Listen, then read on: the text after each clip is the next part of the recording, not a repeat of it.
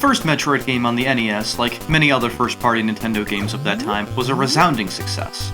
It sold over 2.7 million copies and remained the highest-selling Metroid game until the first Metroid Prime was released in 2001. Even after all these years, it sits comfortably in the top 3 alongside the aforementioned Metroid Prime and Metroid Dread. It even got a snazzy re-release later in the NES's life cycle. I'd love to own this one day, it's pretty cool. It'd be great to put alongside my complete in-box copy of the original release. Sorry, had to flex that for a second.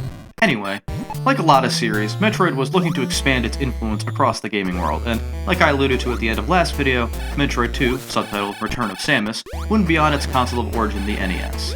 It wouldn't even be pushed to be released for the Super Nintendo, which was on store shelves at the time of release. No, it would instead be released on the Game Boy.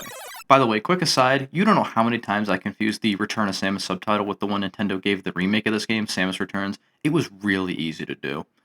To an extent, I see Nintendo's vision.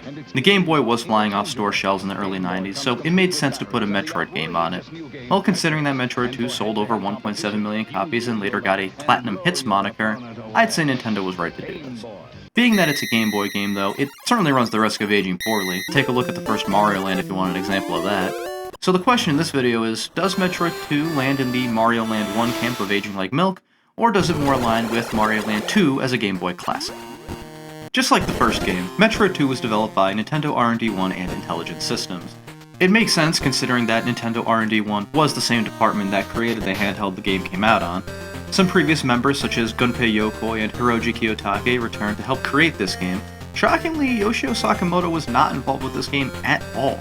Maybe he was busy with other games? Kinda weird the designer for the main character wasn't here at all, but oh well.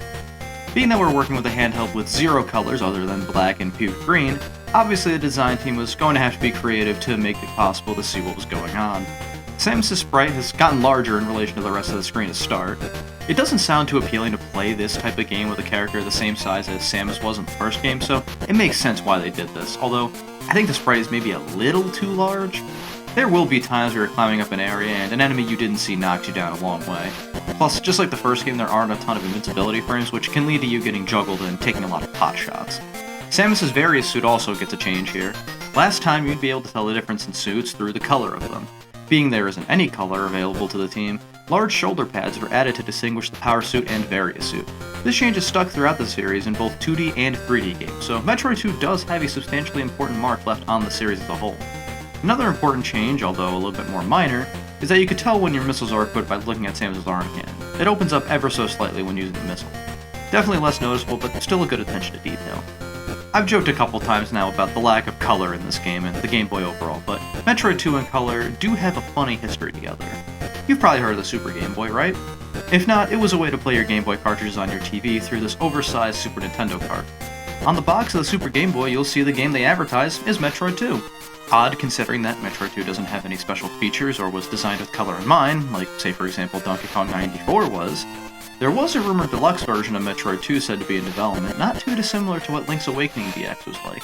However, this never came to be, and considering the only source I saw of this was from a German Nintendo magazine, I'm unsure how truthful this actually was. It was pretty funny to find out though that the magazine's name was Club Nintendo. Man, I wish that was still around. The version I chose to play, though, was a ROM hack that adds color to the original Game Boy release, created by EJR Tairn and Justin Quantum Olbrands. It's great stuff, I highly recommend it if you're able to install it. Metroid 2, unlike the first game, does have somewhat of a story to cover. After the events of the first Metroid, the Galactic Federation decides that Metroids are too dangerous to be kept alive, so they send a strike team to eliminate them on their homeworld SR-388. Fun fact, SR-388 was named after a Yamaha motorcycle. The more you know! Predictably, the crew goes missing, so the Federation hires Samus to kill all the remaining Metroids and find out what happened to the missing Federation troopers.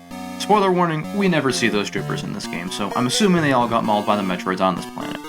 Also, we're supposed to scour an entire planet and wipe out an entire species? It seems like it would take forever to do. Surprisingly though, it doesn't because there's only like 50 remaining Metroids left. I guess they don't get any kind of endangered species status, that kinda sucks. It's a little more involved with a plot, but considering we're still on 8-bit hardware, we're gonna have to wait a little bit before we get any further story.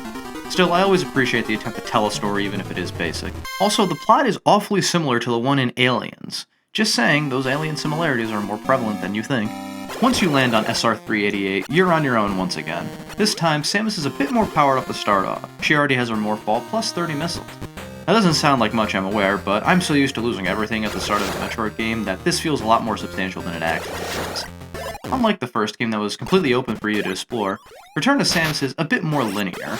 There are still a good number of open areas to explore, however, the paths between areas are blocked off by this lava here that'll only go away once you kill all the Metroids in that area you're in. The areas you travel through seem to vary wildly in size, too. Some areas, like areas 2, 3, and 6, are massive with a ton of Metroids to find, and others, like areas 4, 5, and 8, are super small and practically railroad you to where you need to go.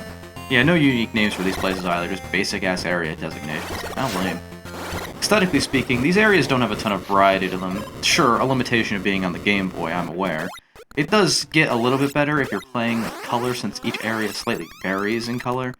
Regardless on if you have color or not, the way these areas are designed does make it feel like you're traveling into the depths of a planet, with all the long winding tunnels and massive wide open shafts. Side note, I really don't like the vertical shafts in this game. It can be a real bitch to navigate them at times, and there seems to always be enemies placed in the perfect spot to knock you all the way back down.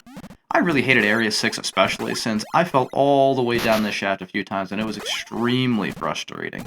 Another quick side note, honestly, Area 6 just in general sucks. It's my least favorite area in the game, and the vertical shafts, the spikes, it just all adds up to be a mess in my eyes. Even though the game is structured in a more linear way, I'd still probably recommend having a guide on standby. It's certainly not as egregious as the first game, but at times it can be confusing to navigate SR388. Shit, I had a map with me and I still got lost for a brief period of time in Area 2, so it can happen. The music is, well, I don't know how to explain Metroid 2's soundtrack because there really isn't one. Most of it is really atmospheric pieces, which, sure, in the context of the game, are fine, but nothing really stands out. The only exceptions are the surface theme that you hear at the beginning of the game and while traveling between areas, and right at the very end where the music suddenly gets a lot more sinister, and I really appreciate that moment more than I thought I would. It was pretty cool. That surface theme, by the way, would end up becoming almost like the main theme for this game, and I think it's solid. I really like it overall. I think it's held up great over the years. What's nice about Metroid 2 is that Samus has some new tools and abilities at her disposal that go along with her returning weapons and abilities from the last game. First and most importantly, you can save your game!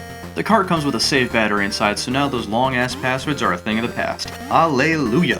Samus can now crouch at a standstill and hit grounded enemies as well. This might sound minor, but trust me, after trying to hit anything grounded in the first game, this feels so amazing. Some new movement items are available to you as well. The spider ball lets you climb up just about any surface, the jump ball lets you jump in morph ball mode, and the space jump lets you jump indefinitely. At least, allegedly it's indefinitely. I swear, this thing can be so finicky to deal with at times. There will be moments where you swear you press jump only for you to not jump and either fall down a large shaft or take damage.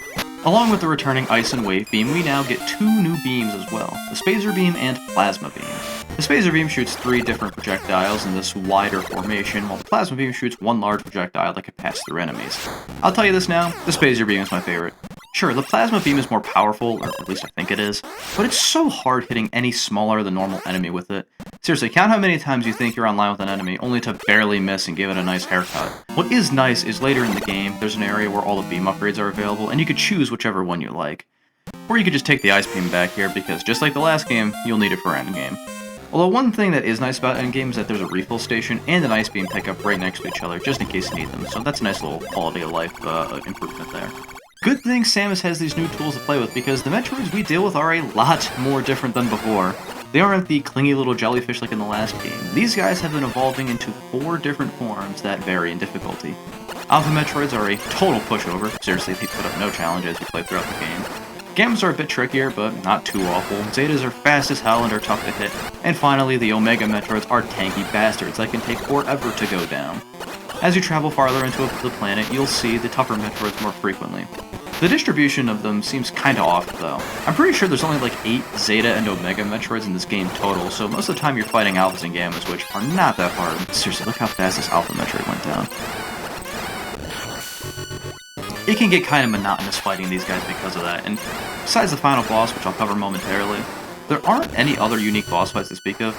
I know most people really hate fighting Omega Metroids, and I totally understand why. Honestly though, I thought they were kind of a fun challenge at the end of the game. Like, I honestly thought Zetas were way worse. Compared to what you've been fighting throughout the game up until your first encounter with a Zeta Metroid, these guys fly all over the place and are a huge nuisance to try and hit. I think if in a previous era you fought just like one of them and that was it, then the player wouldn't be too caught off guard. I mean, they kind of did this earlier in the game with Gamma Metroids, did they not?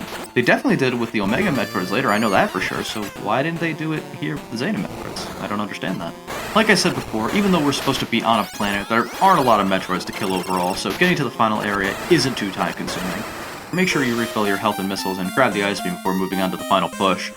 As you explore, the music suddenly changes and then BAM! The Metroid counter changes from 1 to 9, so now there are 8 more Metroids to fight. I love that little moment, by the way. It can give you a good jump if you aren't expecting it. There aren't any evolved Metroids up ahead, just your regular, run-of-the-mill Metroids, so take them out with the usual strategy of freezing and firing 5 missiles at them. The final room brings you in front of the Queen Metroid, and god damn she's massive! The Metroid evolutionary line is insane. Going from freaky jellyfish to giant reptile is certainly a change. She's a real aggressive one too, constantly lunging her head at you and shooting projectiles. The best strategy for her is to have her eat you and then drop bombs in her stomach. It makes the fight a lot easier, but I did get my ass kicked a few times before I got it right. Thankfully, you can always escape down this tunnel here and revisit that refill room if you need it. It does reset the fight with the Queen Metroid though, so keep that in mind. A bunch of bombs and missiles later, the Queen finally dies and we come across this mysterious egg here. All of a sudden it hatches into a baby Metroid. It doesn't immediately attack Samus, and after noticing that, Samus spares its life and adopts it as her own. Kinda crazy the baby just kind of accepts Samus as her mother. I mean, if I saw Samus's visor when I first was born, I don't think I'd take that too well. The two navigate their way out of the caves of SR-388 and board Samus's gunship, ending Metroid II. I'm not totally sure how I feel about the original release of Metroid 2. There's a good amount of stuff I enjoy, much of which we would see in future entries in the series. However, its age I think can really be felt as you play it. The lack of music, color, and more monotonous gameplay leads me to believe that this is one of the more lackluster games in the franchise. Like the first Metroid, I'd say you should only play this if you're a die-hard fan of Metroid and you want to experience the original release. I wouldn't blame you if you skipped this entry though. This was the first time I ever fully played through Metroid 2, so I took my sweet time getting around to it. On the bright side, there are better ways to play Metroid 2 if you are so inclined. Of course, there's the fan game AM2R, or another Metroid 2 remake, which, while I personally haven't played yet, I've heard really good things about it. Unfortunately, Nintendo did issue a copyright takedown of the game when it was officially released, so it might be a little more difficult to play this if interested. But there is another, more official option. In 2017, Nintendo released Metroid Samus Returns, a full remake of Metroid 2 on the 3DS. To keep it short, this is an excellent remake of a game that desperately needed it. I'll cover this game in the future, alongside Metroid Zero Mission, a remake of the first Metroid game that I completely forgot to mention in my last video, so my bad. To give my overall closing thoughts on the original Game Boy release of Metroid 2, I'd say it's a cool novelty, but nothing you should be rushing to play anytime soon. Now then, on to the Super Nintendo, where we'll be playing not only one of the most influential games in the series, but also my favorite game of all time. Next time, we take a look at Super Metroid.